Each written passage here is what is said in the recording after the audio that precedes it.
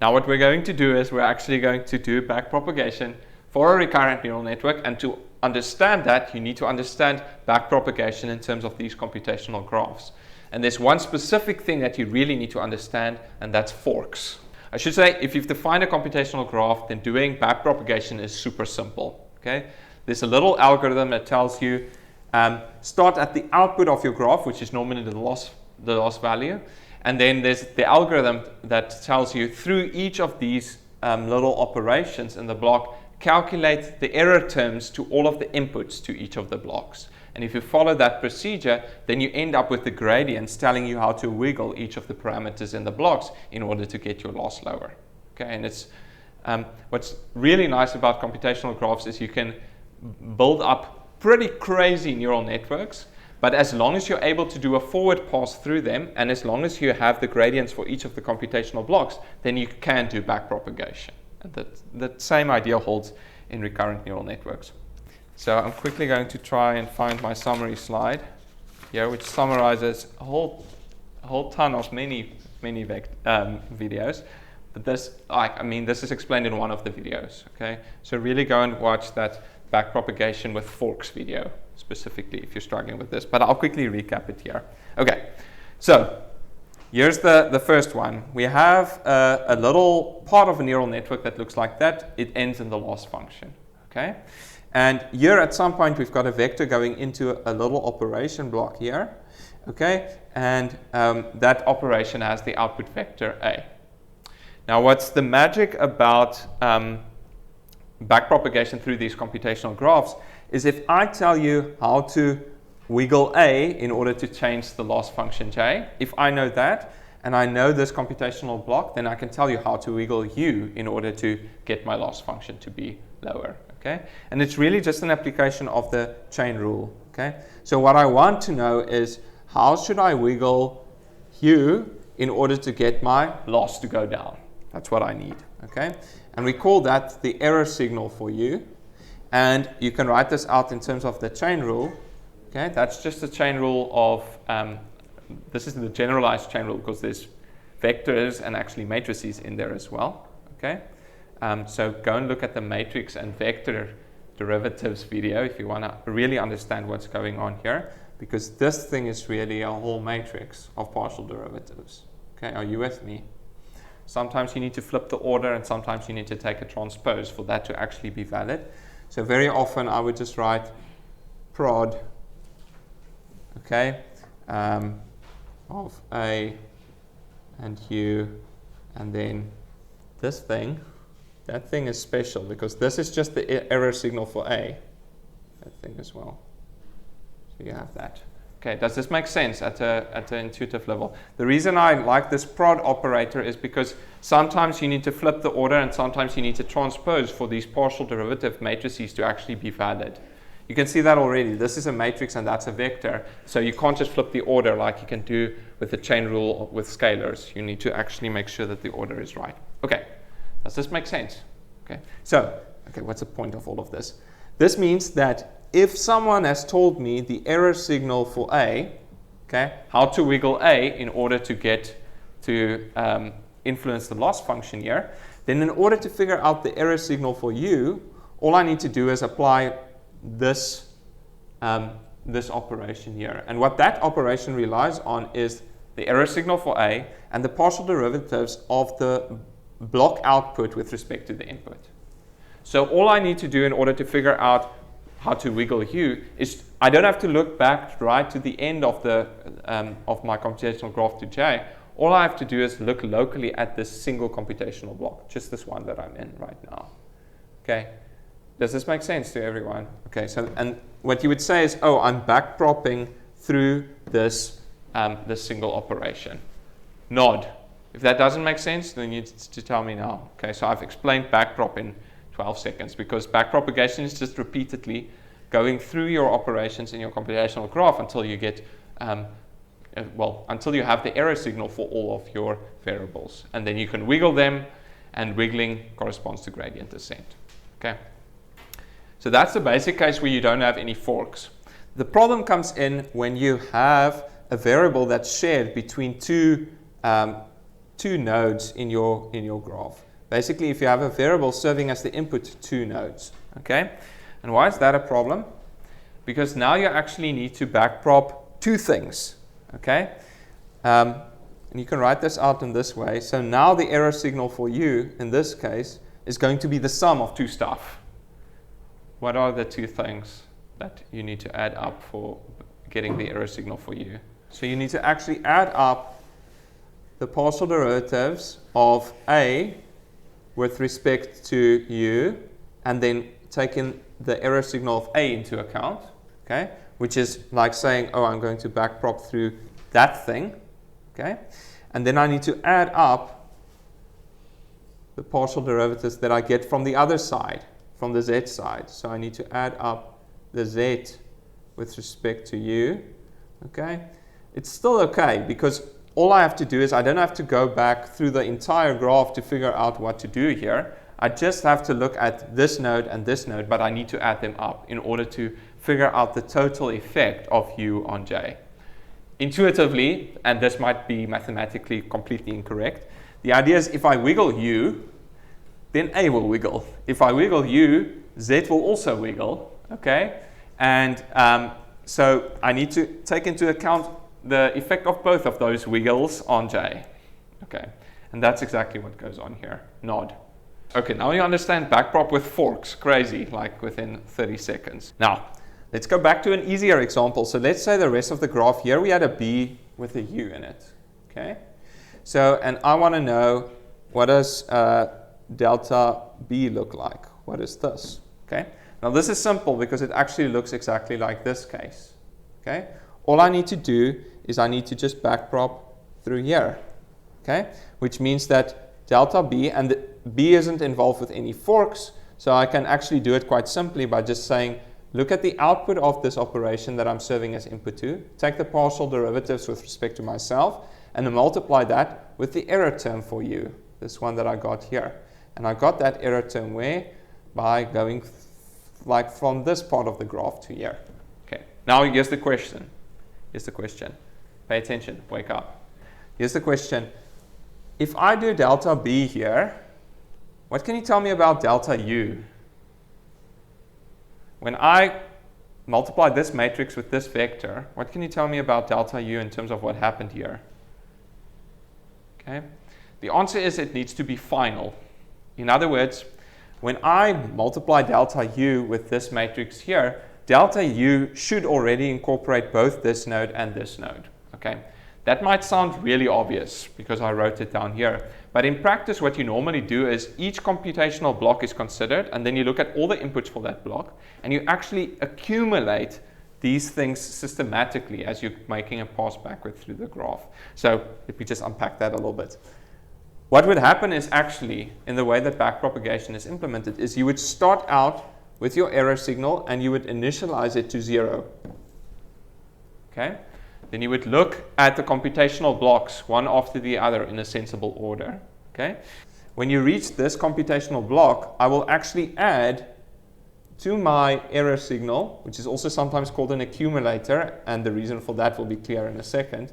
I will add, when I reach that computational block, I will add this thing. Okay? Cool. So I've added this part to my accumulator. Now I consider some other blocks in my network, and I reach this block. And then what I do is I add to that block the effect of that computational, of that node to U.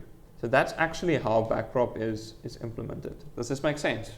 Okay, now the crucial thing, and that I just want to get across, the moment you do this, you can only backprop through a node if your accumulator is final. In other words, once I've considered all the blocks for which I serve as input to, only then can you use me upstream. Okay, so delta U needs to be final. Okay, if you understand this, then you can do backpropagation through time, and that's what we're going to do now. Is everyone happy on the inside? It's actually pretty simple once you have that basic principle of understanding how forks work in neural networks. If you've got that down, then doing backpropagation through time in a recurrent neural network is really, really easy.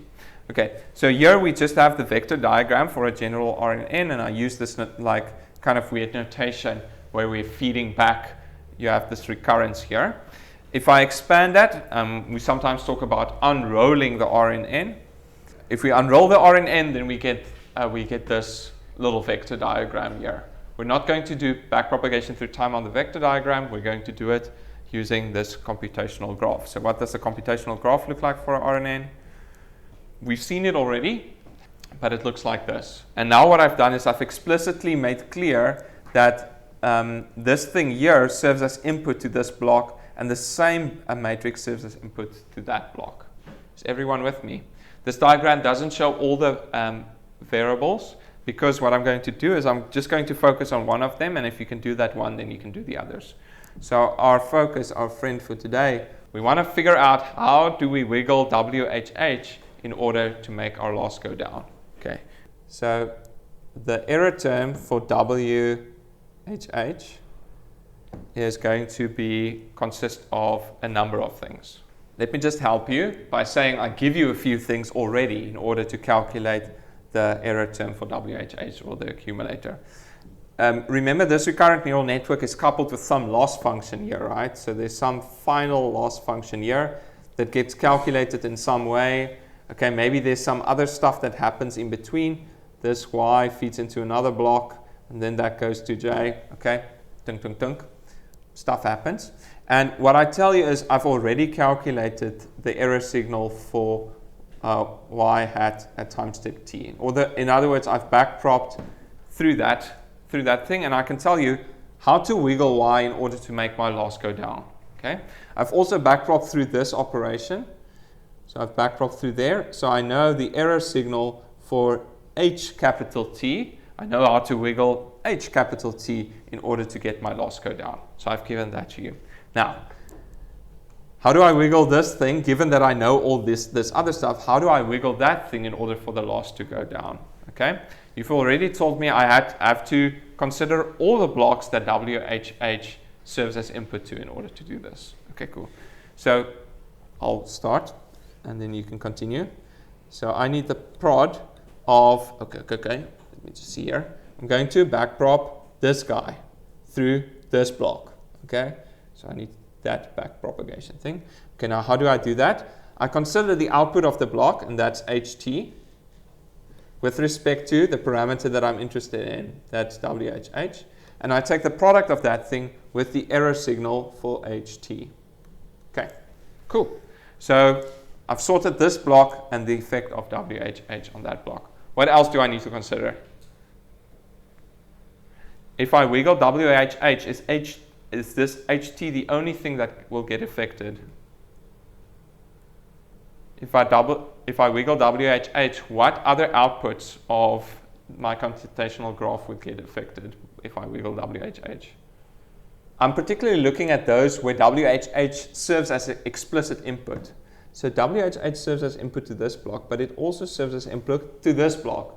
So if I wiggle WHH, HT minus 1 will also get affected. If I wiggle this, HT minus 2 is also going to get affected, and all the way up to H0. So I need to take that into account. Okay, so let's just backprop this block here, okay, through WHH. So where's the path that goes here? Well, okay, the output of this block is this. Okay, the input to that block that I'm looking at is this. So I need to backprop through here like so, tunk, tunk, tunk, into WHH. So what does that look like? Plus prod, output of that block, WHT minus 1, WHH, error term for HT minus 1. Okay, cool. And then, well, I need to backprop this block, and that block. So you have you've got a plus, tunk, tunk, tunk, tunk, tunk, plus. So in general, what you would have is you would have the prod of arbitrarily HT with respect to WHH with the error signal for HT. Okay, plus tunk, tunk, tunk, tunk, till you get to H0, the very first hidden state. Okay, and you need to incorporate all of those things in order to figure out what happens with WHH. Okay, here's my question. Okay, cool. I can write this down, but remember, that's not actually how we're going to implement it. what we're going to do is, in backprop, is we're going to initialize WHH to 0. Okay? And then what we're going to do is, systematically, as we consider each of the blocks, we're going to add something to this accumulator. Okay? So we're going to add, for instance, when we're considering this block, we're going to add that to WH8. So we're going to add something here. Plus, tunk, tunk, tunk. When we consider this block, we're going to add this. When we consider this block, we're going to add this. Now here's my question. Just pay attention. When can I add this thing? Can you tell me what should be the characteristic of the error term for HT when I add that? I'll give you the spoiler. HT needs to be final. Okay? Because HT is also going to be initialized to 0, and then I'm going to consider blocks as I go down, and I'm going to add basically these gradient terms to my HT error term. Before I can do this, HT needs to be final. What does that mean? It means before I do this, I should have considered each of the blocks that H capital T serves as input to. Which blocks does H capital T serve as input to? This one, okay, and then it goes to the output. So actually, if I've considered this block, this block, this block, and then get to this block, then HT will be final, and I can go on with life. Okay, cool. Let's get the next one. When can I do this? Lucas? Once HT minus 1 is final. Once that's final. Which blocks does HT minus 1 serve as input to? This block here? Is that the only block that it serves as input to? No. It also serves, because this is a recurrent neural network, and this is what makes it a recurrent neural network, it also serves as the input to that block. Okay, so this screws things up a little bit. Because what this means is I should first make sure that HT minus 1 is final before I can backprop through that. Okay, so let's just think, okay. Let's just write down HT minus 1. Okay, so what's HT minus 1 if I have to think about what it contributes to? We have a term from here, from this block that I need to backprop through. Let's just do it in green. So I need to backprop through that thing into HT minus 1. And the other computational block that I need to backprop through, I need to backprop through that block into HT minus 1. Okay, so if I think about this, all I need to do is I need to take the prod of y hat t minus 1 with respect to h capital T minus 1. And then the error term, what happens if I wiggle t minus 1? Okay, and then I need to add something here, which is the product of, okay, now let's see here. H, what's the output of this block? This block here? HT, thanks Nana, that's right, H capital T. With respect to the parameter that I'm currently looking at, or the vector that I'm currently looking at, HT minus 1, with the error signal for that block, I need to add that there. Okay, now this is a little bit earth-shattering, but that's right. So you need to make sure that before you use this here, that you've accumulated both of these things into HT minus 1. And once you've done that, then fine, then I can add this. Okay. And before I do the next block, I need to make sure that this thing has accumulated stuff from there and there, okay? And then I can go on with life. Okay, so this is actually the only thing that makes backpropagation through time tricky. You need to get the order of these computational nodes right in order to make sure that your gradients are actually correct and that your accumulators actually accumulate the right values. And if you have the order right, then you're actually done, okay? So I hope that made sense, but let's just think about the order if this is our recurrent neural network. Okay, we're going through all the same steps again. So the first thing you do, there's the rest of the graph here. Okay, so you've done that already. Okay, and so let's say I have delta y at t. Okay, so I have this. Okay, and then what I would do as step 1 is I would get the error term for ht. And I do that by backpropping through that block. HT doesn't serve as the input to anything else in my graph. So this thing is final, and I can use it. Okay, is everyone with me? So this is, like, you can think of this as step 1. Okay, since that's final, that's great, because I can then add that contribution to the error term for WHH. And I can do that already. Okay, so this would be step 2. Step 1, go down here. Step 2, take this contribution and add that to my accumulator for WHH. Okay. Now, WHH also serves as the input to this block. So I also need to take this value into account, right? I also need to take delta HT minus 1 into account. Can I just take delta HT minus 1 and backprop it through like this area here? No, because it's not final yet. So what's the third step in my backprop operation here? Okay, I can spoil it for you. We need to get this one to be final. That one serves at the input to 2 blocks, this block and that block. Okay, so what's the next step? Anyone? That's a wild guess. No. I'm not accepting wild guesses. Just no. Basically, before we can get the contribution of this node to delta to HH, we need to make sure that this is final. For this to be final, I need to make sure that I've accumulated all the gradients for which HT minus 1 serves as input to. HT minus 1 serves as input to 2 blocks, this block and this block.